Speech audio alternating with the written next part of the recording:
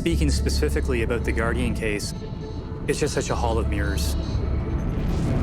This individual, the mysterious individual calling himself Guardian, putting his thumbprint on this tape and then mailing them out anonymously, it was like a movie. It took place near Ottawa. As a Canadian boy, this stuff never happened locally, so I thought this was something that I could actually check out on my own if I want. There's been sort of a resurgence and an interest in UFOs and ufology. The government has been releasing information to show that they're still interested and still tracking UFOs. The one thing that I've never really been able to process myself about this case was that there were other people in West Carleton who claimed to have been seeing things during that time. I still have questions. I would love to know what was in my backyard. Why did I see that light in my room? And that's still a mystery to me. And this whole case still is. I mean, 30 years later, we still don't know. Well, I've known about the Guardian case as long as I can remember. My Nana, Susan Gill, I guess had a lot more to do with it than I thought. It definitely did seem like that there was a verifiable phenomenon, a genuine phenomenon happening in that area during that period of time of 89 to 91. I've never thought we were the only ones in the universe. Maybe on Earth, but even now I start to question that. But you don't know what to believe.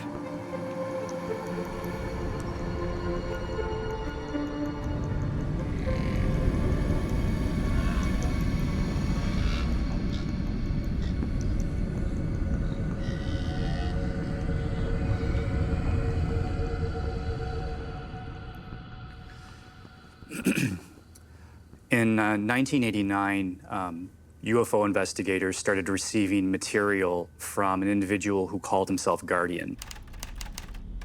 And the original material that was sent consisted of typewritten reports and photographs and maps of the Carp, West Carleton area concerning UFO activity. Because the photographs were very blurry, UFO investigators didn't give a lot of credence to Guardian's material at that time. October of 1991, Guardian starts sending out more material again. Photographs and documents that he claims are Canadian Department of National Defense reports on, again, the recovery of another crashed UFO. No one was listening to him in '89, so he kind of upped his game. He had more provocative material, and he was sending it to more people. I think one of the things that's so compelling about the stories that Guardian was telling was they read like science fiction. Canadian and American security agencies are engaged in a conspiracy of silence to withhold from the world the alien vessel seized in the swamps of Corkery Road, Carp in 1989.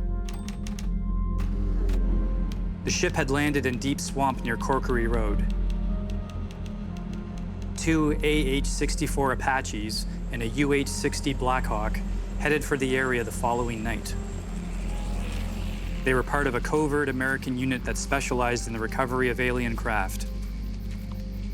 No smokescreen was needed for the military activity, as Canadian forces regularly train in the Carp region. With the ship captured, the United States Air Force, Pentagon, and Office of Naval Intelligence were notified. The UFO parts were transported to a secret facility in Canada, Ontario. How exciting would it be if, and of all places, like the farmland and the swampland of West Carleton, a UFO crashed, and you've got American and Canadian government forces teaming up to collect this material and study it. It really is like a fictional story come true. The culmination in these packages is a VHS tape. The videotape is just a few minutes long and shows what purports to be a landed UFO in a field next to 4 red burning flares.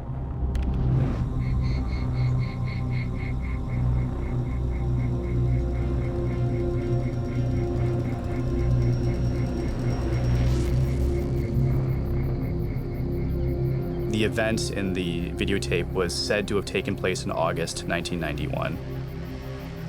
So it was about 6 months after the alleged event that the videotapes started circulating to UFO investigators around the world. He sent it to, again, the Canadian investigators, MUFON in Ontario, MUFON in the United States, and he also sent a package to Bob Exler. The Mutual UFO Network has an Ontario branch, and they'd been investigating Guardian since 1989.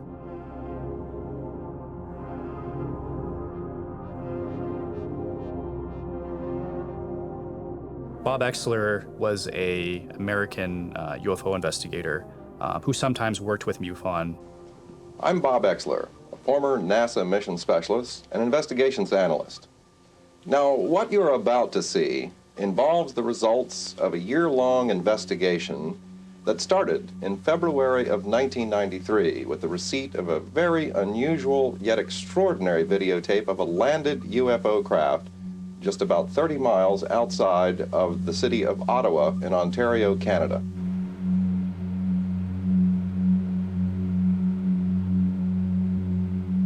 The events depicted in the Guardian video were alleged to have taken place in an area of southern Ontario called West Carleton.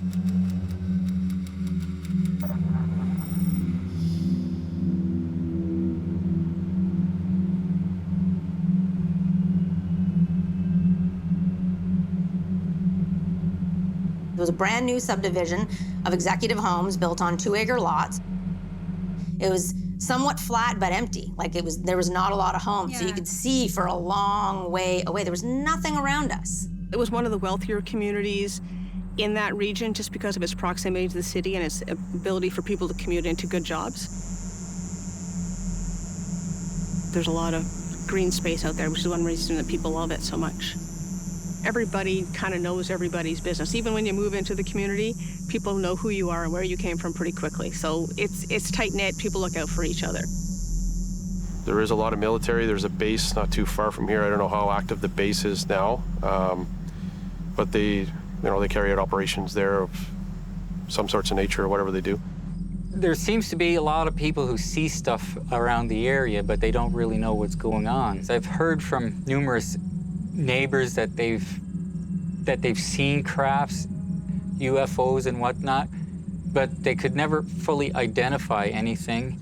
I think anytime someone brings up UFOs or in any context, we both immediately jump to, oh yeah, that UFO landing in Carp in the 80s and 90s, yeah, that was in our backyard. Like, that's our immediate response to that.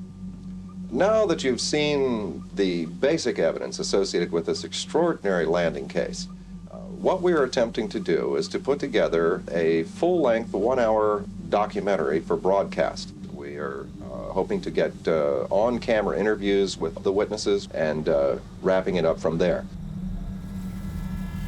Okay, so I'm Lois Tuffin. I'm a former reporter at the Almont Gazette that covered this crazy story. Bob Exler walked into my office and said, hey, we got this thing going on and we want to talk to you about it. We want to get some publicity. We want to get some more answers, so we want to turn to the community and get more input. Bob decided that the best way to flesh out Guardian was through some major TV coverage with connections that he had with the Unsolved Mysteries program. He contacted them, and they agreed to come and shoot in the West Carleton area and do a segment on the Guardian case.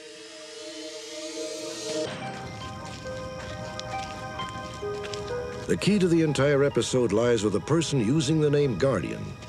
The presence of this mysterious informant in a remote field late at night with video camera in hand just in time for a UFO sighting can hardly be ascribed to luck.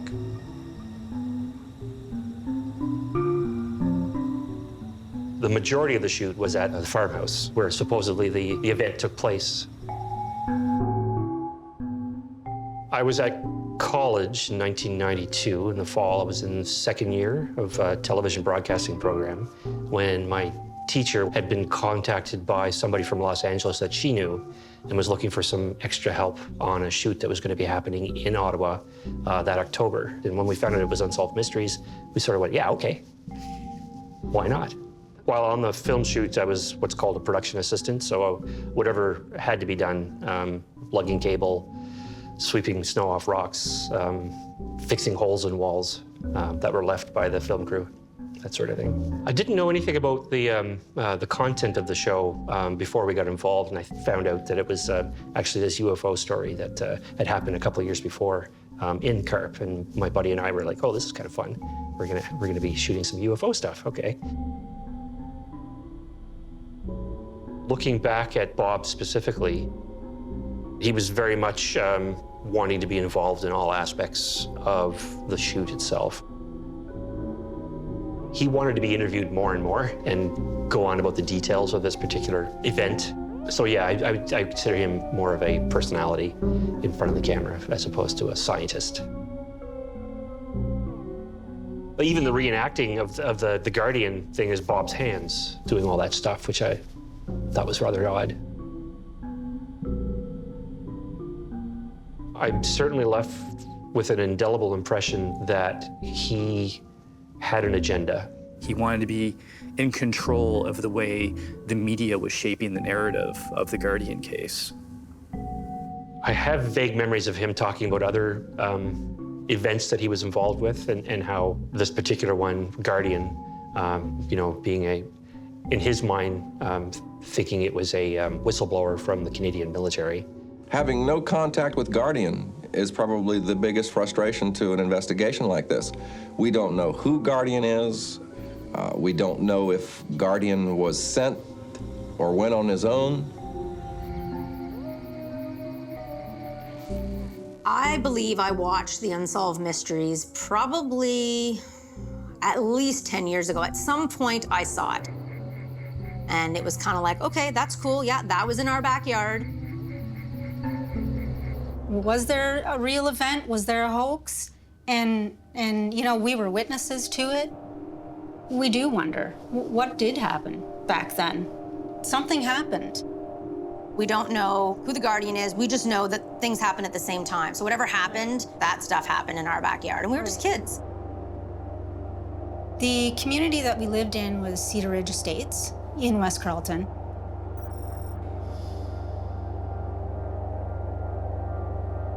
And our bedroom windows were on the second floor of the house, which faced onto 2.5 acres of just trees and brush.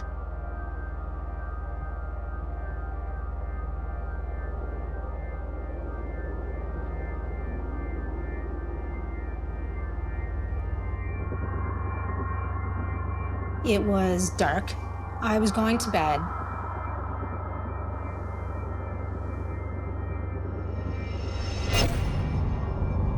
And a very bright light shone into my second-story bedroom window. The light was white. It was very bright, and I couldn't see what the source of that light was. I also didn't hear anything. My first thought, for whatever reason, was, oh, it's a car going by.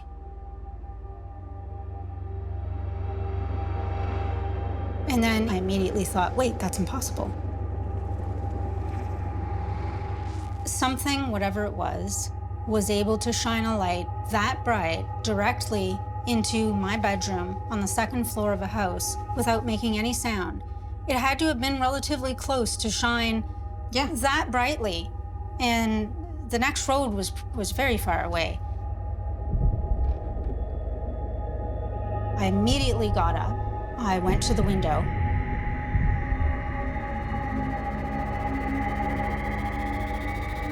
And then suddenly it was gone. I looked in our backyard. I couldn't hear or see anything. I wasn't feeling fear, like not fear for my life, but I knew this is something very unusual.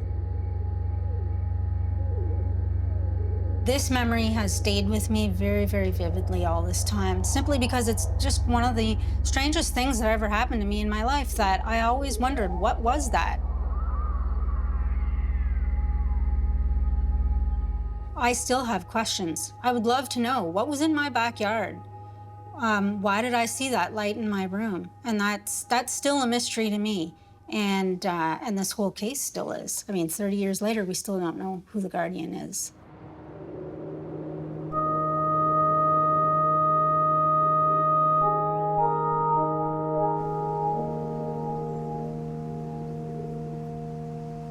I think the reason why the Guardian case endures 30 years later is because it was always a compelling mystery, and it never really had an answer. So the first thing that I did in my investigation was I gathered everything that had been done to date. I'm recording the segments on TV. I'm collecting the names that are involved. And of course, the name that keeps popping up over and over again is Bob Exler. He seems to be the lead investigator on this. So I got Bob Exler's contact information in Maryland and called him. That's what happened. I just inserted myself into this case. And the fact that it was only happening a couple hours from my house, I couldn't help but want to get involved. You know, I wanted to check this out. I saved everything. I even have a bunch of old photos that we took back then. No digital photos in that time. You take the picture and then you have to wait to see if they turned out later on. Just pictures that we took of Almont, the house where the Guardian, where the UFO allegedly landed. This was winter too, so I mean, we were driving around a little 94 Honda Civic. Car actually got stuck at one point. Fell into a ditch. There's me. In my Mulder trench coat. You have to remember, when I was investigating this case, I was 16, 17 years old. So for me, it was to even get up to the site, I had to borrow my mom's car, you know, and do it on weekends because I'm in school at the time, right? It was the winter, so I'm tromping through the snow of the backwoods of West Carleton with a video camera in my Mulder trench coat, trying to find under 3 feet of snow where a UFO landed in a videotape that I saw on Unsolved Mysteries. I felt so excited at the onset. I'm going to this town as an investigator, talking to the witnesses, and even from a skeptical point of view like myself, you can't help but believe some of them. It was something that I was always very cognizant of when I was speaking to witnesses was no judgment. You're there to collect the story. There's a psychology to UFOs and belief that for me was as compelling as the mystery itself about whether or not aliens were even landing here. You want to understand what was happening in Carp as much as I want to understand what was happening in Guardian's head. I wanted to know why he did it. We're still trying to figure that out. Almost 30 years later, we're still trying to understand why he did what he did.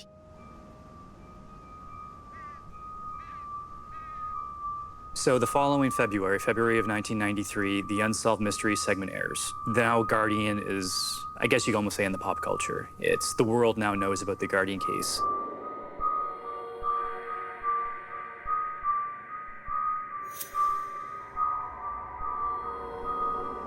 And it starts to generate more leads in the area, more witnesses to UFO activity in the Carp area.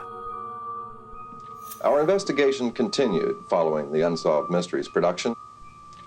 We found 2 eyewitnesses, adult eyewitnesses, who observed the event that night in August of 1991. Bob Exler shows up at our doorstep, and he's looking for somebody who wrote this letter to him. They have detailed information. He wants to talk to them. And as I wrote through it, I went, oh, this sounds like my neighbor Susan down the road. He says, really? He says, yeah, because she's the only one on the street with 2 dogs and lives by herself. So he says, oh, really? Can you show me where she lives? So I said, okay, yeah. So I proceeded and went with him and showed him her residence, and that's where he went. From her front window, you could see right into the spot where the Guardian event was alleged to have been filmed.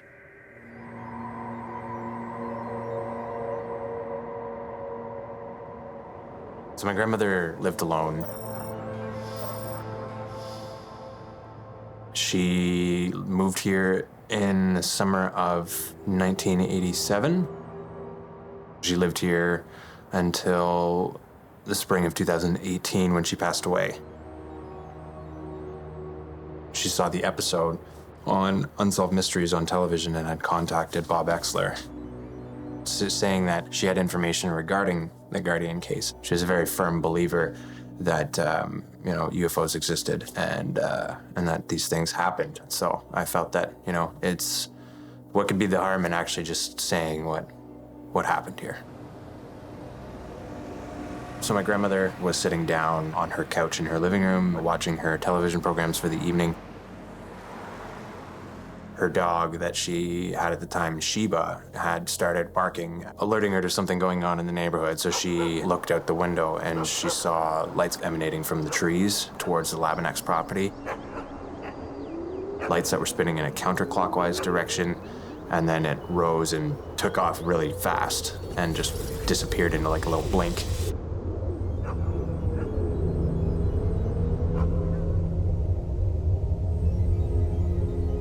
And then on her way driving to work that morning, she saw military trucks with armed soldiers pulling up Old Almont Road and heading towards her house while she was on her way out commuting to work the next morning.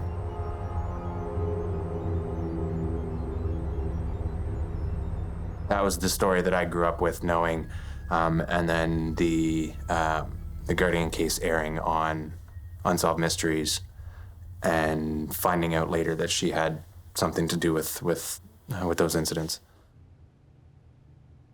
When I was investigating the case, what I knew about Susan was that she was a witness that Bob Exler had located who was able to corroborate the events in the Guardian film. She claimed that she was abducted by the UFO and had seen the alien entities that are also seen in still images on the tape. So the next show Bob appears on is Encounters, and he gets Susan Gill to appear on camera.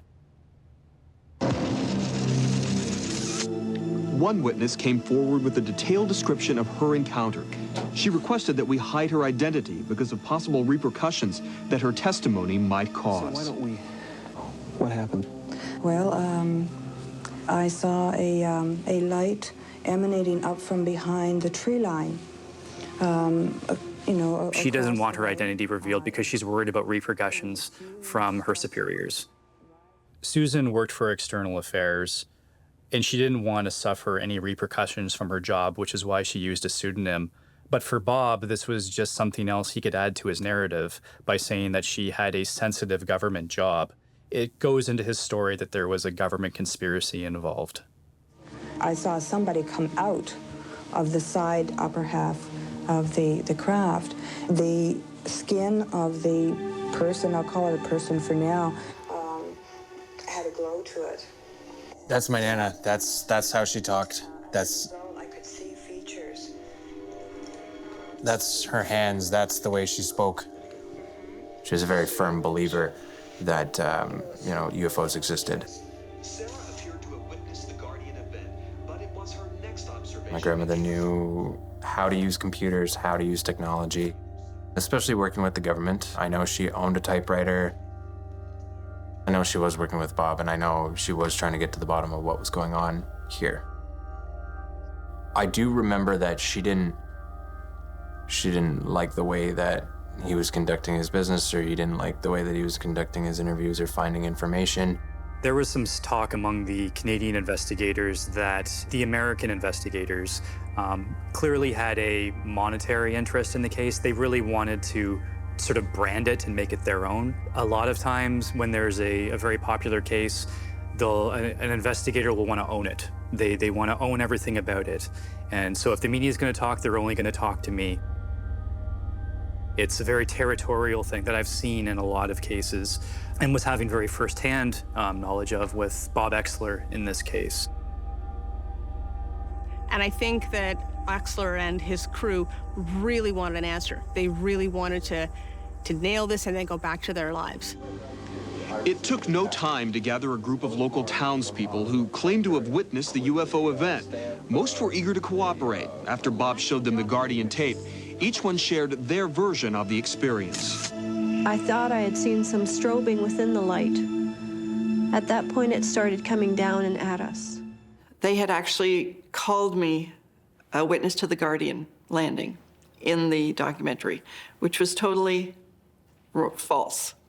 My sighting had happened almost 3 years later.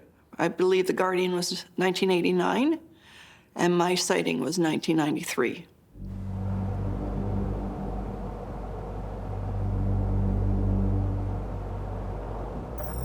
It was, I believe, December 3rd or 4th, 93.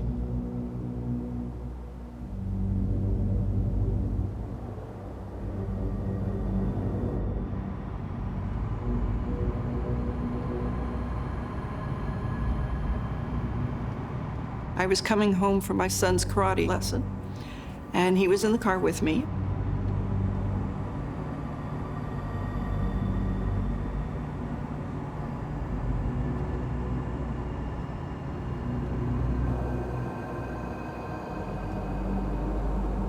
I turned onto my street.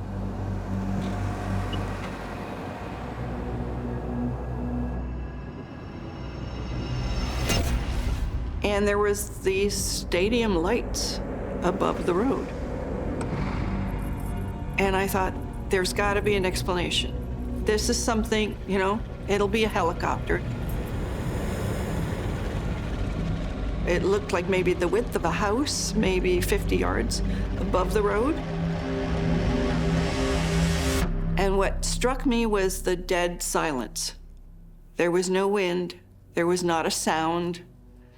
It was more than a few seconds, it was like 15 to 20 minutes.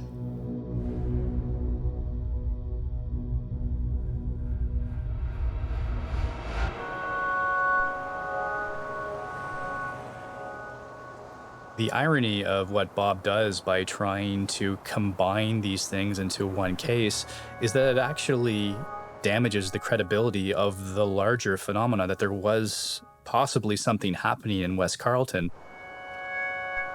But by having all of these things trying to piggyback on his Guardian narrative, it ends up destroying any credibility he might have actually had with legitimate witnesses. The whole Guardian situation, we didn't know till later on when it started getting local news. And we thought, okay, so this is kind of, I guess, a hotspot for this type of thing. We're not the only ones that have seen something strange like this. So it kind of comforted us to know that there's other people who have seen this type of thing.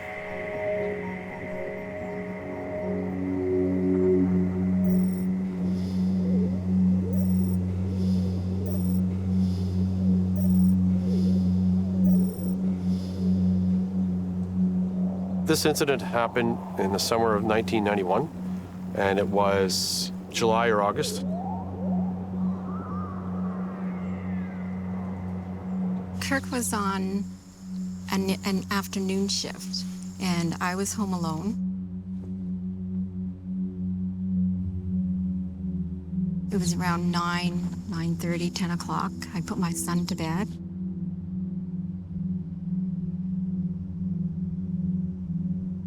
And I was just starting to head up to bed. And all of a sudden, all the lights went on in the house.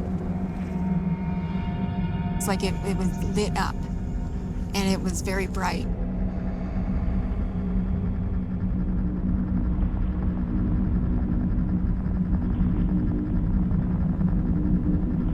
It just felt like a moment there stood still for a while. And I was shaking. I went to the window to see if there was any noise outside or anything. I can see a car or anything. And there was nothing. And I had the phone, and I phoned my husband to tell him what was happening because I was so scared. I was shaking.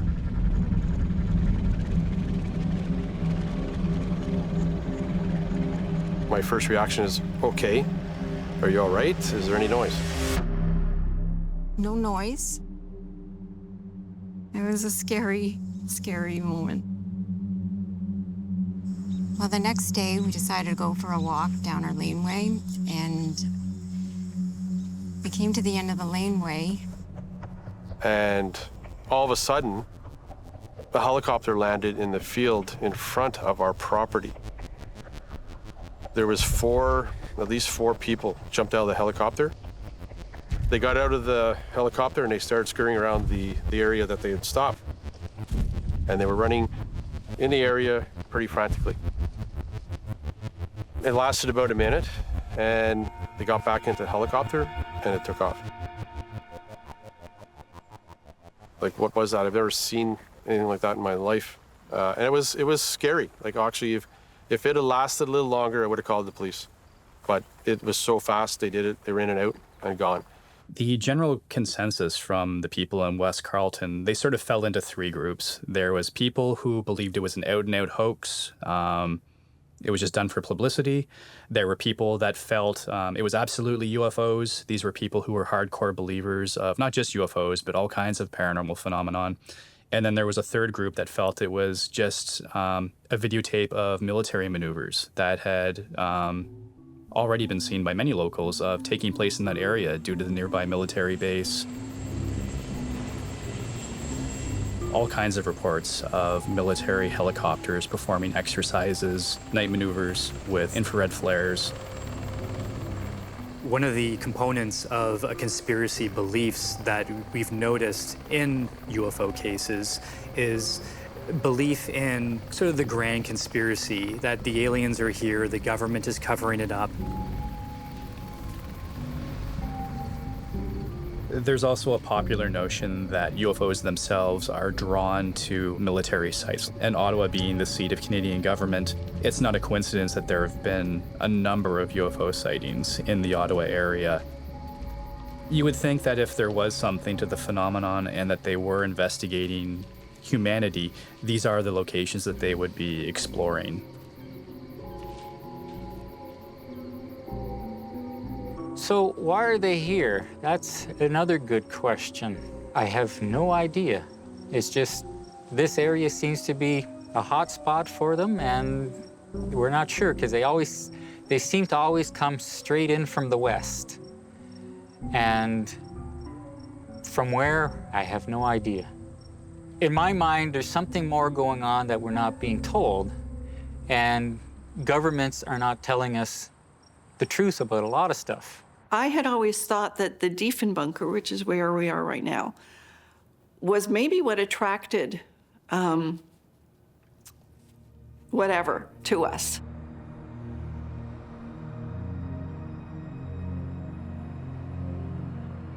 This was a working base when I first moved here. 350 people worked below ground at all time. They had a radio station, television station. They had communications that could reach any country in the world. It was where government was supposed to go if there was a nuclear blast. And they would have everything they needed to communicate with the rest of the world. So maybe that was what was attracting them. Maybe they thought they could communicate here. I have no doubt that they have visited the Diefenbunker site, which is absolutely fascinating.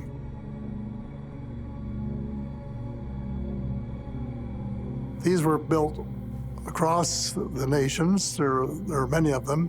In my opinion, they have visited every atomic installation of every country in the world and taken an inventory of them. And they're petrified that we're going to blow ourselves up. The children are playing with matches. And I think that the visitors want to know all about our military capability, our ability to save ourselves. It decommissioned in 1994. And for me, things seemed to slow down about then. So then I really started to wonder whether this had something to do with why there were so many sightings in this area. And then maybe they've moved on now.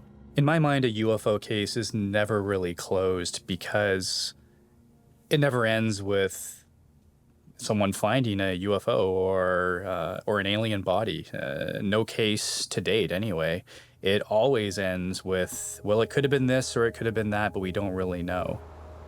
It's kind of frustrating in that way. I think that's the reason why a lot of investigators burn out. You can only take so much before you just get fed up and you quit. One of the last things Bob did as a UFO investigator was send out a letter, essentially a resignation. He was done with the UFO field. He was going to write a book on the Guardian case that was supposedly going to set the record straight and was going to vilify the Canadians and would show that he had been mistreated.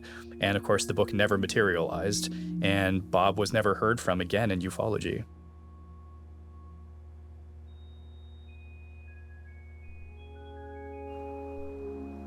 for all of the questions that you ask, all the people that you meet, all of the pavement that you pound, there were just no answers, no satisfying conclusion that you could just wrap it up in a bow and say, here, this is the answer to the Guardian case. It's the double-edged sword of a mystery. It's the mystery that compels you, but it's the lack of answers that frustrate you. I knew very early on I wasn't going to have a future as a UFO investigator because there's never any answers, never any satisfying answers. It was a natural progression for me to move into fiction and start writing horror and science fiction. It only made sense for me to get into fiction because at least these are stories I could write that have endings. Writing a book about UFOs, like the Guardian case, was never going to be something I could do because it has no ending. There's no third act of a Guardian book. When I look back at myself 30 years ago as a teenage UFO investigator, and I try to figure out how I became this writer of fiction today, I think it was really it was a moment in my time. It was a lot of things came together. It was my interest in the supernatural, ghost stories and UFOs.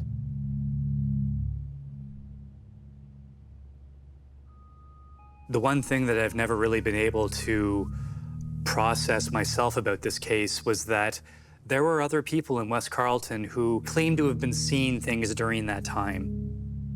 It definitely did seem like that there was a verifiable phenomenon, a genuine phenomenon happening in that area during that period of time.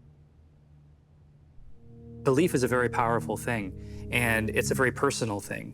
So when you're telling someone, well, you shouldn't believe this because it's a hoax, if they believe it's true, you're almost attacking like a core belief system. People will believe what they want to believe.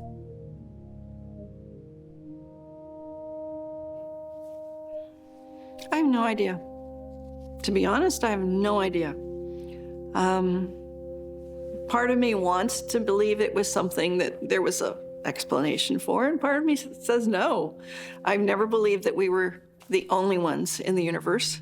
That's, I think, too far-fetched. Was it made up? Was it, fabricated?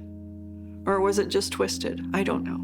I believe in some truth in activity. I do. Just from the amount of people I've spoken to who all live out here that see things, I believe there's some truth to activity, to stuff happening. What happened with this, like I said, this fire and this purported crash and this Guardian tape, was that a hoax? Maybe it was. And we happen to see that hoax actually play out from our bedrooms back when we were kids. Anybody can buy a videotape. Anybody could have been out there that night. So it's hard to say who it was. I don't know who it was, and I think most people don't know who it is. It would be interesting if that person decided to kind of solve that mystery for us all and we could all move on. But I'm not losing any sleep over it. I grew up on the X-Files. I want to believe, I really do. But I have a really hard time believing that creatures from another planet or galaxy or wherever have come here to A, steal our children, B, mutilate our cows, or C, look up Big Grainy on video camera, just enough to make us question what we're looking at. I think that's a bit silly, personally. But I do believe that there are other life out there. And I think it's inevitable that we will contact them. Just not in somebody's backyard in Carp. Oh man, I'm skeptical of it sometimes. Like I ask myself, did this happen? Did it not? Did it not happen? Was she just imagining it? Was it real, right? And the way in which she would explain this with such conviction was that it just happened.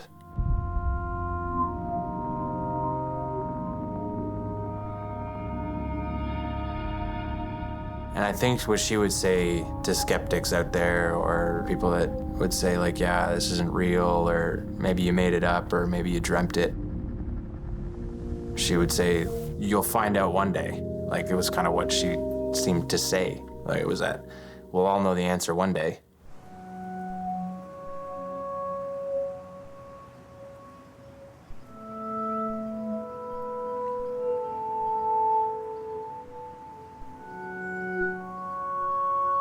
There was an envelope that was left with my grandmother's things that said, "Do not open unless something happens to me." After she passed away, we were so connected and really close growing up that I was nervous reading those documents because I didn't know what I'd find in there.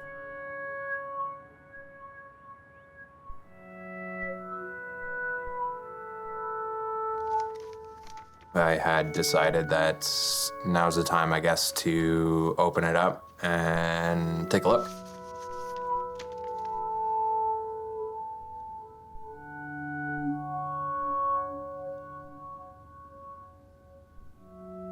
There are specific sections in the documents that refer to Guardian. When I started reading about the Guardian cases, yeah, I was like completely overtaken. It was just like reading it was like so surreal. I was like, there's no way that this can be real. You think about these things in sci-fi, and then all of a sudden your family member has written recollections of all these things that we see on TV. That seems like fantasy, but I guess it's not.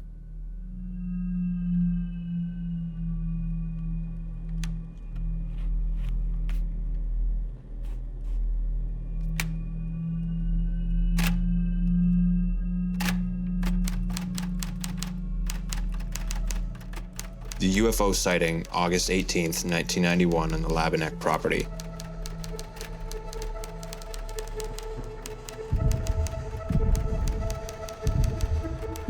That evening, I started watching television earlier in the evening. I don't recall the 9 p.m. show ending or the 10 p.m. show starting. All I can remember is walking down the road onto the Labanek's property where the craft was. The next thing I recall is standing there watching them come out of the woods and boarding the craft. Next thing I knew, I was back on the couch and the 10 p.m. show was well underway. The next thing that happened was my dog Sheba alerting me to something going on outside. I went to the living room window and saw a light rising up into the sky, swirling very quickly in a counterclockwise motion. And then it quickly shot up into the sky, and then the flash was gone.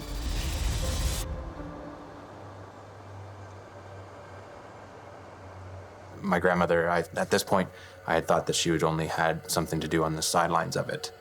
But right here is where she describes that.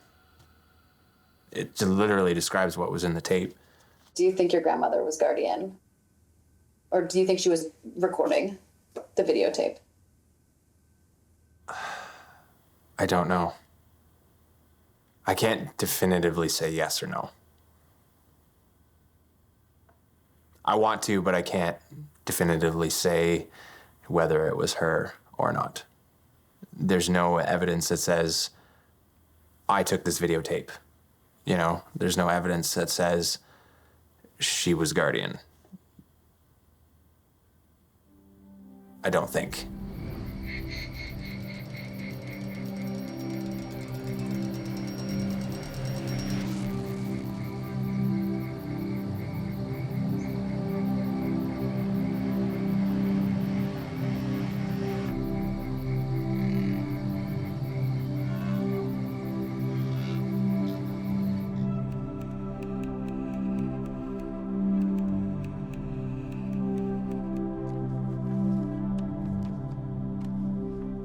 I think the reason why we're so interested in the idea of UFOs and life from beyond, sort of visiting the Earth now, is because it makes us feel less alone. We're a species on the only habitable planet in this solar system. We know the math, we know the science. There is life out there in the universe. Whether or not we will ever encounter that life in our lifetime, who knows? That's part of the mystery. But we want it, you know, we want to believe. So even if you don't believe that they're visiting right now, you would believe, or you would want to believe, that there is life out there, that the capacity for aliens existing somewhere and hopefully visiting us one day, or us visiting them, is something tangible, something that could be true. It just makes the universe a little bit smaller, you know, it makes that darkness a little less dark, I guess, for lack of a better term.